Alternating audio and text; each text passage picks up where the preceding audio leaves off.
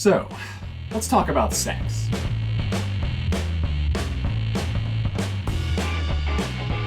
You open up your browser and type the immortal words "watch fully coolly" and you'll likely be greeted with this image. It's one that's perfect for our topic here today. It's obviously seductive, but there's nothing revealing. There's no obvious marker which screams sex. There are only ones which imply it. The pose, cradling the guitar almost between open legs, ready to strum, the tilt of the head away, but not denying, a half-batted eye and a smile just above the scarf. The implication of sex is all there, and it displays an important concept. Sex is a physical thing which exists, but we change it, we make it into something more. Because of the conceptions we have in our head, that image can be sexy. Because of this, for better or worse, in many stages as we grow up, sex will be anything and everything. And there is no guide for that. I'm making this video for a couple reasons. The first is a little bit obvious given this terribly undersized outfit I'm wearing, but this is part of me, even if it's too small. I ordered wrong, shut up. I am a human being who prides himself on intellectual thought and analysis, but I'm also someone who wants to be witnessed and desired for simpler reasons. Like Asuka, I'm screaming for validation, saying, "Look at me." I'm escaping not the shell of youth, but of my own mental prison, and I'm gonna force everyone else to bear witness to the insides of a beast they never knew. The second part is because we just don't talk about sex. Yeah, we see part of it on scenes, and everyone has an incognito browser for their needs, but that's seeing it. When's the last time you talked about it? Did something to dispel the negative stigma and the consequences that come from that to create a more open and honest world? Sex is a part of having a body. If I had someone speak open and honestly about it when I was young, I would have avoided a lot of self-hatred, a lot of fear, a lot of wasted years, and I would have never almost grown up to be an awful person. So, let's talk about it.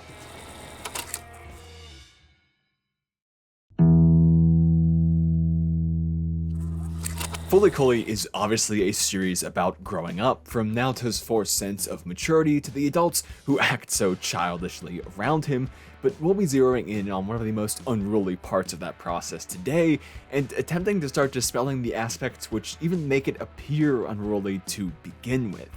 Now, before we start, because the story follows a boy's journey and because I was raised under masculine pretense, the presentation is going to be coming from a male perspective of these issues. I can't do much to separate Fully Coolly from that, but I'll do my best to be more general in my own aspects to try and make this a video for everyone. Naota starts where we all do, at the hardest part, knowing you want something, but not quite knowing what it really is and having no idea how to get it. It's the forefront of desire. For him, it's a new girl showing up in town, literally sweeping him off his feet, even if it's a bit of a violent crime, and then putting her lips on his, moving into his house, and sleeping right next to him. Naturally, there's going to be a reaction to this. This weird appendage starts growing out of his body, and it looks really weird and embarrassing, and he can't control it, even when he tries to hold it down, and how the hell is he gonna hide this at school? As a kid, you learn to, say, walk and talk or hold things, to ride a bike or swim. You learn to use your body based on what you or others wanted you to do. There's a reason for each one, whether it's developing a skill or survival or anything in between.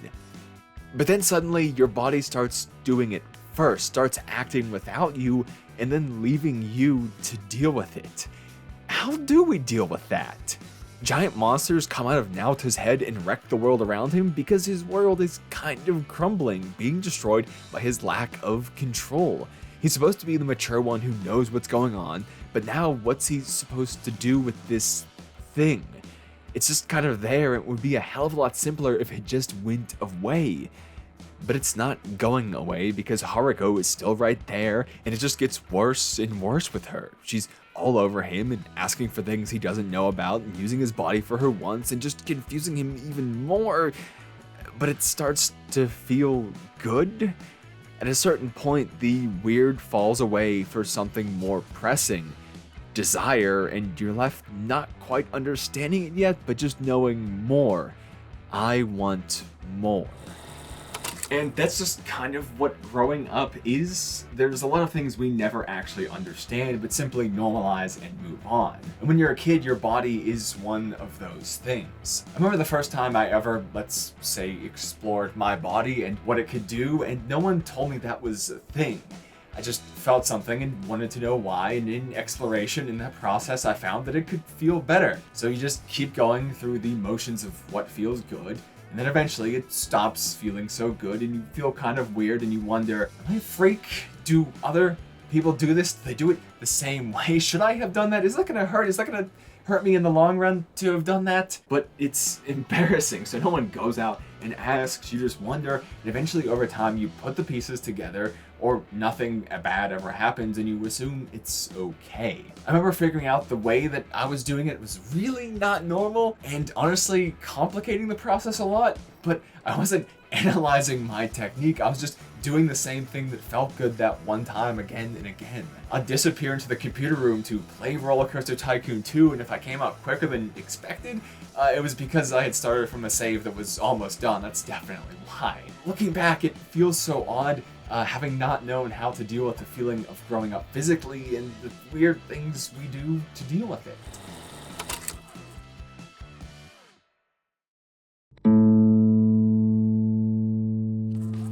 We don't see exactly what my experience was in FLCL, but that's because Naota is in a different situation and he's someone who is forcing himself to be mature.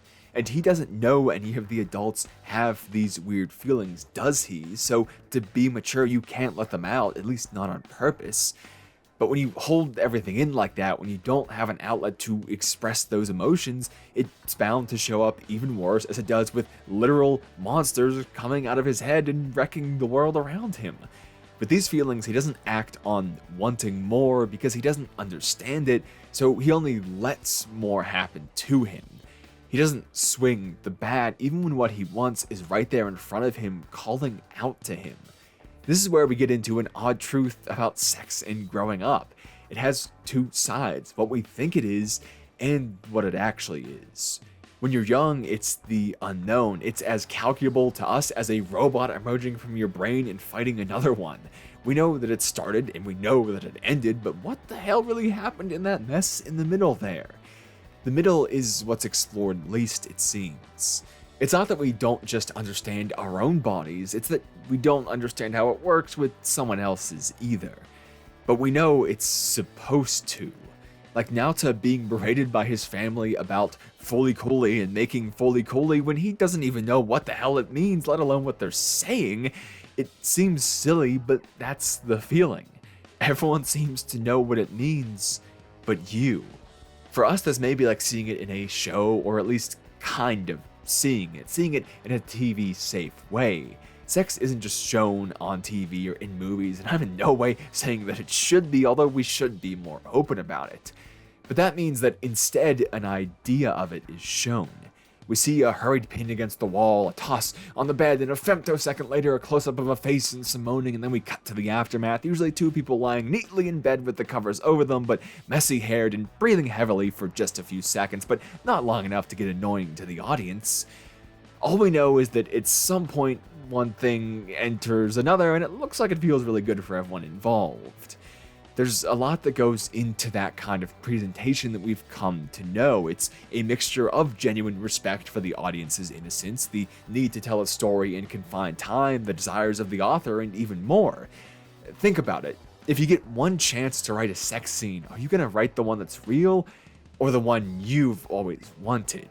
All we're left with is enough knowledge to know we want something, and that it looks really simple, but we have no idea how to do it.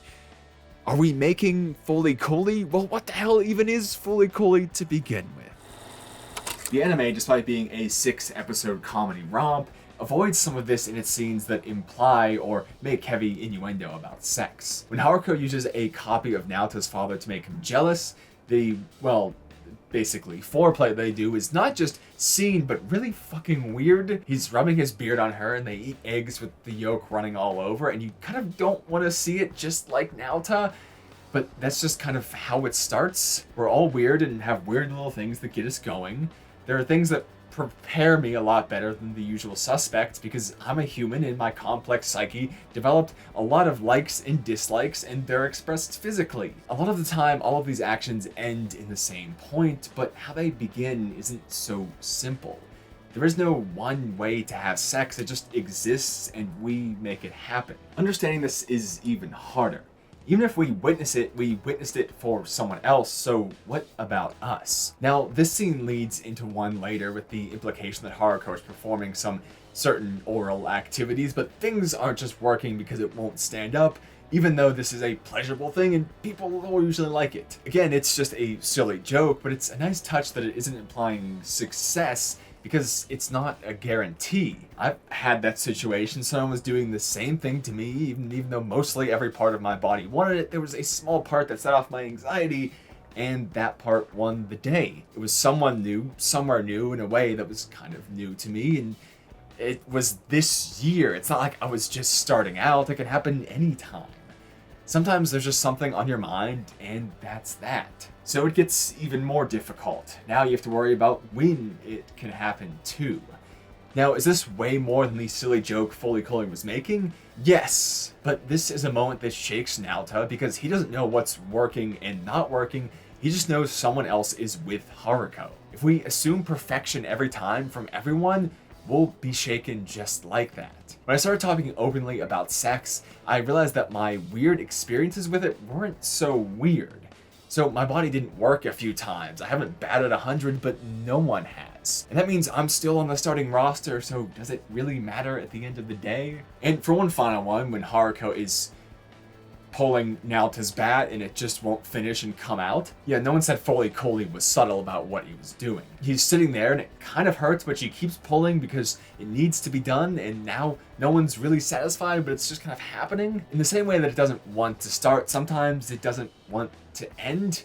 I know this is something I'm not alone with. I've had a few people who've told me they've had to do the same thing, times where they had to say, hey, we need to stop. And it's a weird thing to deal with because even though it's your body, there's a lot of success and failure in sex. We want to be pleasurable for the other person, and there's a validation in being so. We make sex to be such a big thing, a mental monster of importance that places a lot of pressure on us. And when there's no definitive marker of that success, egos get bruised and you have to go on damage control for your own body having an off day. That's a lot more than we see in the anime, but it's a starting point to talk about it through this stupid joke, and I'm gonna take that.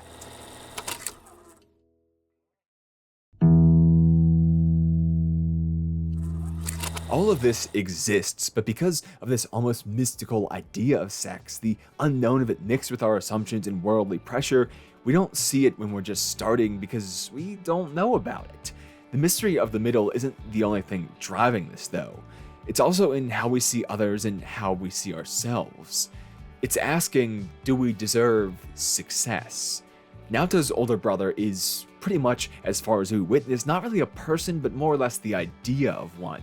He is success to be lived up to, someone who got so good at what they did, it was worthwhile for them to leave behind everything they loved. He's someone so important that even once he's gone, the ones left behind can't get over him.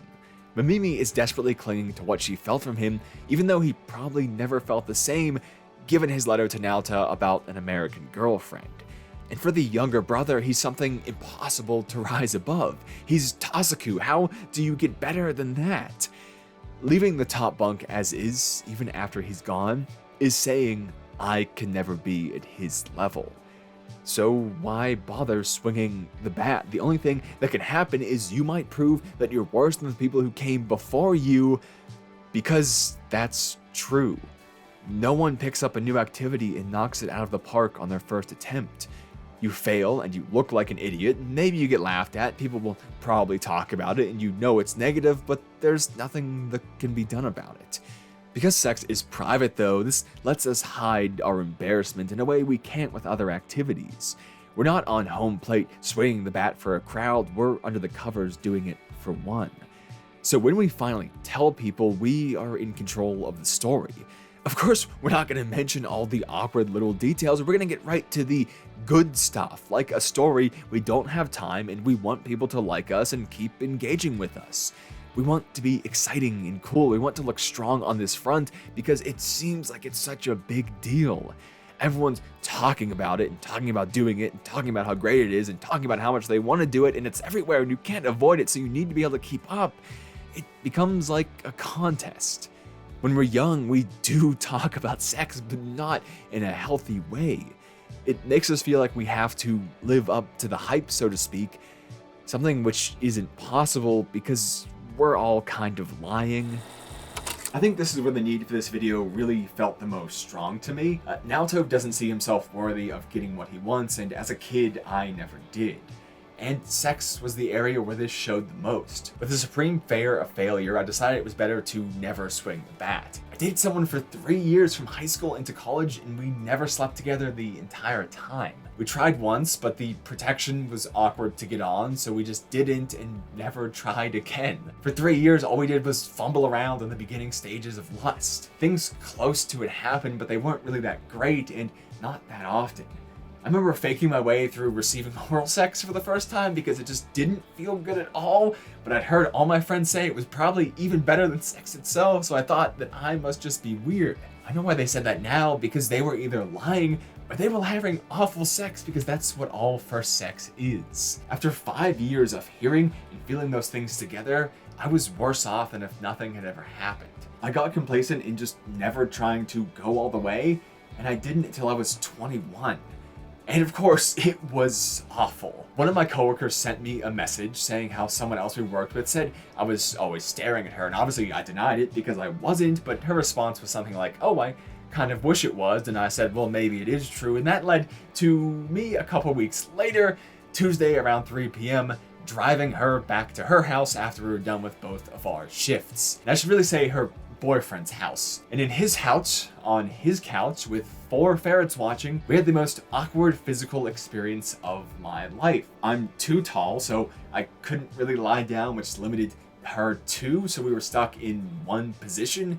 And after we introduced our bodies to each other a bit, it was time to do the deed. And after staring at these 2 parts which were supposed to go together for probably way longer than was comfortable, I just said, I haven't done this before, and I didn't believe that I should. I spent 5 years telling myself that I wasn't good enough for it, that I didn't deserve it, and that I never would. So when the time came, that's what I trained myself to believe, and my body listened. It didn't work. It took a couple trips to the bathroom and a lot of coaxing and waiting on her part, and eventually we were able to get started, but it was so close to not happening because of how much I tortured myself on expectations and standards. Even when it did begin, I had no idea what my part was, so I was just there and let whatever happened happen to me.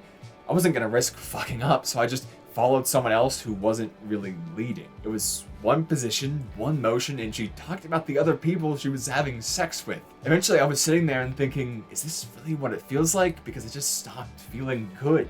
It got redundant and genuinely boring. After 5 years of hype, it was boring. So eventually we finished, or at least I should say she did, and I just left feeling a bit weird to go play nerdy card games, and then she definitely told all my coworkers because I heard them all laughing about it behind my back.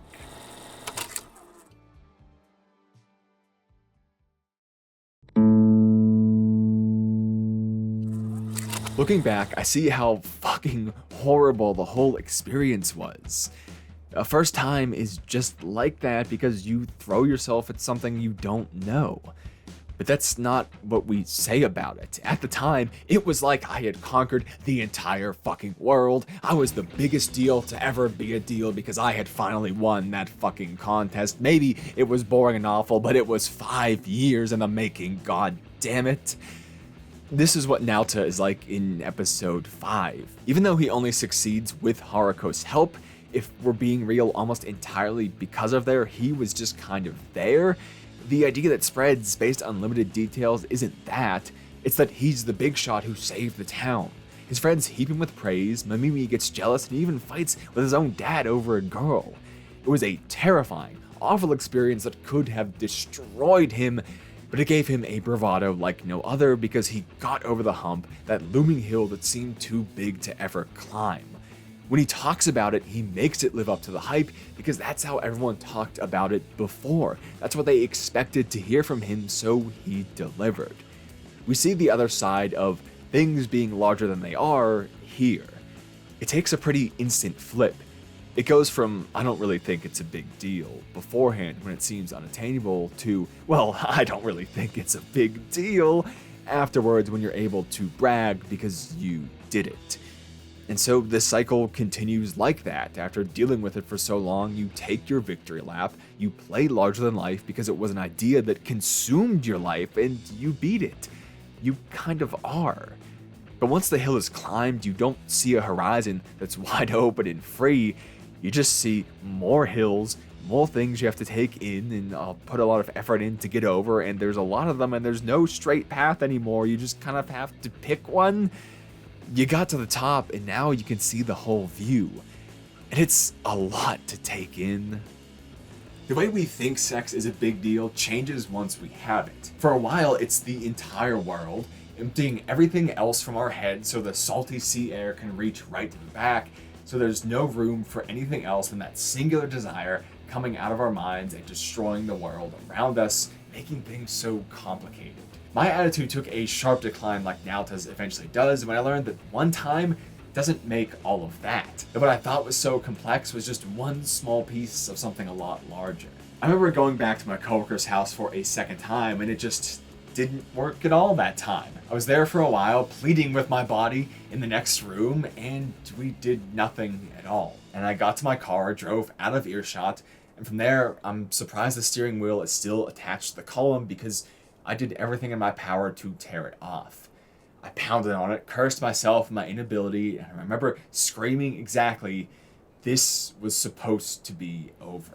I was learning that the body isn't everything. It just looks that way at first because once you finally get to see what happens in the middle, that's what it looks like, just two bodies coming together. But there's minds in there as well. We all grow up knowing nothing of the process, and we learn it in different ways, want different things from it. The walls of our self-aggrandizing castles start falling, and we see that there's so much more left to understand in all of that. The human body is complex, but the human mind puts it to shame. One is conquered by muscle memory, the other creates that memory, stores it, recalls it, and so much more. Even if we're as close physically as two people can be, on the inside we're miles apart. Sex is the act of fulfilling desire, and it needs someone else, another mind with its own desires, and neither of us can contain all of those desires within the act we're doing itself. Sex is complicated because we're complicated.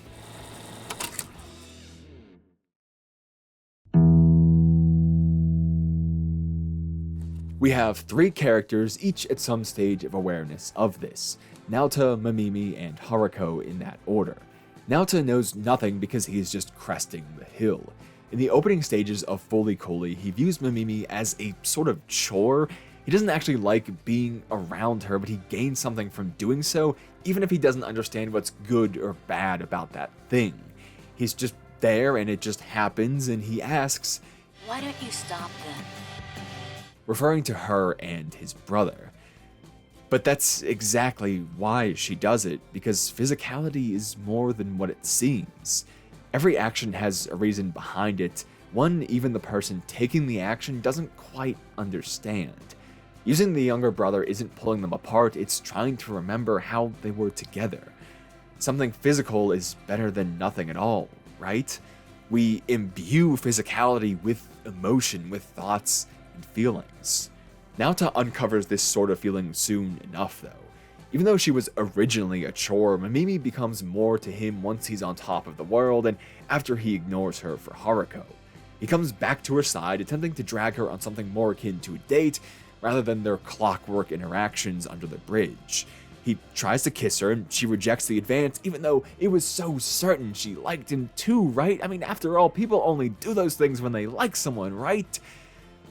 She doesn't like Naota as she does with Tazaku, made obvious in her rejection, but she can satiate her emotional desires through being physical with him. Why do you always do this? If I don't do it, I'll overflow. When you're young, this seems like a simple statement. We all build up pressure and need a release. We don't want to overflow. We don't want the monsters to come out of our heads and destroy the world. But as you get older and those desires get tangled with the evolution of the adult brain, it gets more complicated. The base meaning remains, but it morphs in odd ways. Suddenly, pleasure is mixed with emotion. The more you experience something, the more you consider it and give it meaning. It's not just about desire, but maybe the need for contact in a world where you have no time to find it in a romantic way. Maybe you don't have the energy to be there for someone else, so it would feel wrong to be in a relationship with them, but then sex could just be sex, right? Maybe you find someone who reminds you of your past and it stops your needs from overflowing, not for the act itself, but for the person you used to do the act with. Sex isn't just for its own sake. It's sometimes a tool we use on others or ourselves. The more this world breaks us down, the more we need things to hold us together. What was once pleasure can never stay purely so. And of course, in all of this, there's Haruko. Naoto fucking really loves her. Recently, I keep latching on to small details about this kind of love, that pure-hearted, puppy-eyed shit, because I think I've finally found them myself feeling them after so many years. I'm just gonna leave that as a flubbed up statement because life and emotions are fucking weird. But it's things like this, that soft smile and not really putting up a fight when she steals his ramen and sleeping uncomfortably, but at least you're close together. And these are things that happened after she left him still. Even after she provided him with probably some of the worst nights of his entire life. But he welcomes her back just like that, even when she outright admits she's just using his body for what she wants. Even when someone warns him of exactly how much that can hurt. But here, Naota becomes like Mamimi in a way, finding emotional value in physical means. He knows that right now it isn't exactly what he wants from Haruko, but it's kind of close, right? It has some overlap. It's closer than if he just did nothing. It's close enough that he can forget what they said and trick himself a little bit. It's close enough that you think maybe one day they'll feel the same as you if you stay by their side. For him, their actions have become the adult kind of complex, the kind which think about the future during the passion of the present. Nothing is safe from the pain of growing up, not even pleasure. Naota wants something from Haruko, so he gives in. And she wants something from him, so she takes it. What sets Haruko apart from the other two is what they lack, knowing what they want. They're each tricking themselves in some way, believing that things will change if they continue on the same path. This is why I call their meetings clockwork, because they were stagnation broken only by the manic pixie nightmare. They met at the same time, in the same place, and did the same thing. There was nothing more to these events, and they played them out, one imagining another, and the other not even understanding why they stayed or why they were there. There's only one thing almost everyone wants. So sometimes we just give each other that and make the rest for ourselves around it. We put up with the fact that they smell like strong cigarettes and buy drinks that we don't like to share, or that they're kind of rude to us and don't really give anything back to our actions. But we don't need them to. We don't really want them to. We just need them to be there. We don't need someone, we just need anyone. What Haruko has is a mastery of this fact, knowing exactly what she wants. Everything, everyone is just a means to that end. She can ride in confidently and take exactly what she wants because she won't get it and then suddenly realize it isn't what she thought it was, as our others sort of do for each other. None of her actions are done without understanding, as both Naota and Mamimi's are. She doesn't have to do stupid small things to try and suss out what her desires are. She is not the person who makes you drink things you don't like. She is the person you drink things you don't like for. The person you change yourself for. The person you accept using you because at least it's something. But there are some more physical specifics to her end of it as well. This is the most simple part because it's the one which breaks free from emotion. Once you see how emotional all of this can be, once you understand it, you can start to detach it from that if you figured out why. That's kind of where Haruko is. So sometimes you're able to get away from those things and you find a head which is the only one that works, and you just want it for that sake. When you know what you want and you know it's specific and hard to find, you don't want to do the work to find it somewhere else. Even if you don't really like the person who can provide it, even if it means using them a little bit more than you'd like, that's a shorter task than finding another one that works. You might even try, you might run away for a little bit, but you come back and you start up again. because you want it and it's right there. The complications and all the mess can be worried about later. Life is much too complicated for me to have a story which fits all of these characters individually. But I have one which has elements of all of them because, again, that's kind of how complex things go. Really, it showcases just how different sex can be for all of us. I keep trying to word it in some way that presents well, that maybe makes me sound a bit better, but I don't think that exists, so let's be blunt. I spent 2 years of my life having sex with an ex that I drunk texted one night with an apology for the fact I disappeared even though we were friends after a breakup. And this was after I already slept with them after our initial breakup. I always say I do what I do to try and understand the world and people better, and it's because I understand nothing of human beings. If I did, I wouldn't be standing here like this. They're fascinating, and it all escapes me. I need people to spell out exactly what they're feeling because I don't know. And this made me and them a dangerous mixture because they were someone who didn't say what they were feeling. They thought it would only ever cut the few remaining threads between them and someone they were in love with. We were both just like clockwork, same time, same place for months and months. And neither of us were really happy. It was 2022, so we weren't going out anywhere. We just sat down, watched TV, got something to cook, cooked it, had sex, slept back to back, and I left the next morning without fail. Before we started again, I let them know that I was the same person who broke their heart. I never worked on myself and became someone better about relationships. I didn't want to date, but I wanted to hang out, and I wanted what would usually follow from that. It was someone who knew my weird desires and acted on them. That was what I expressed. But they were equally as valid in having feelings I didn't because I emerged back into their life and it was a chance to be around me again and to hope something would happen from there because we don't know how someone's gonna feel even in a couple days. It started with small things. Like they said, they referred to me as their boyfriend because it was just easier to explain than saying what we are, and I trusted that. These small things built and built and built, and it eventually ended with me having to break up with someone I wasn't even dating. We were both at fault. I made my intentions clear in ways I thought they needed to be, but we had different ideas for what the same labels could mean. Sex was a big part of that. We were worlds apart in what it meant to us, but it's part of what even brought us back together. Being a human is fucking weird and complicated like that. In some unholy mixture of 3 stages that these characters explore, I learned a hell of a lot fast. Coming back to take what you want, clinging to the past through sex, hoping for a future through it too, these things aren't a direct one-to-one with the anime. But most series don't even touch on these ideas, let alone showcase them in 6 episodes. Something important about Fully Cooley's take on sex and our final note about it today is that it doesn't end in success. Naota doesn't get the girl, neither one. His life doesn't really change from what it was. He isn't the big hero who's celebrated. He's just a kid who realized that what once seemed big enough to destroy his entire world was actually pretty small, and the destruction around him stops. His world stops being assaulted. Now he's left to prepare for a lot more of that down the road in a completely new way. I think this is important because that's how starting out in sex or romance is for nearly everyone. You do it and it sucks and it hurts a lot and you learn weird things about yourself and then you get spit back out right where you were, no further ahead or further back. Nothing has really changed, but now you know because of a lot of pain and awareness. Sex isn't a magical moment. It's a really weird one. For a lot of people, it's not even one they chose with their first time. Whatever the situation, sex is something that changes us, even if that change is realizing that we don't enjoy it.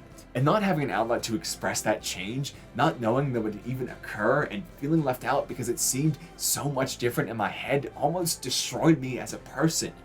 I was jealous, bitter, and depressed to the point of worthlessness in ways I'm still working through now. So I don't want other people to feel that way. So I'll put myself out there and be the crash test dummy for people. Say whatever the fuck you want about this video and how I presented it, but someone will probably see this and think, if that person is weird enough to do that, I can do whatever the fuck I was thinking about doing and feel more able to be themselves, and that'll be a good thing I did. So I'm gonna be open like that. Why not?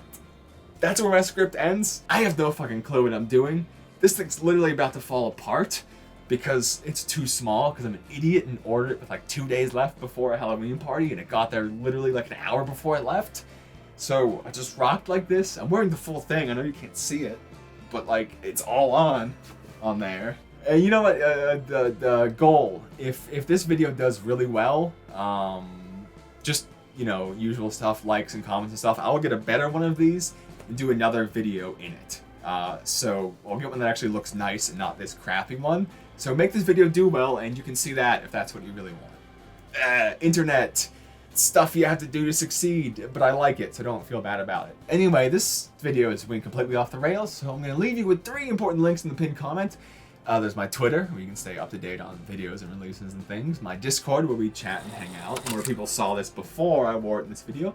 And my Patreon, most importantly, where these lovely people support the complete madness that you're seeing before you. But anyway, I'll just say thank you for watching. I hope I'll see you again soon. That was a stupid outro.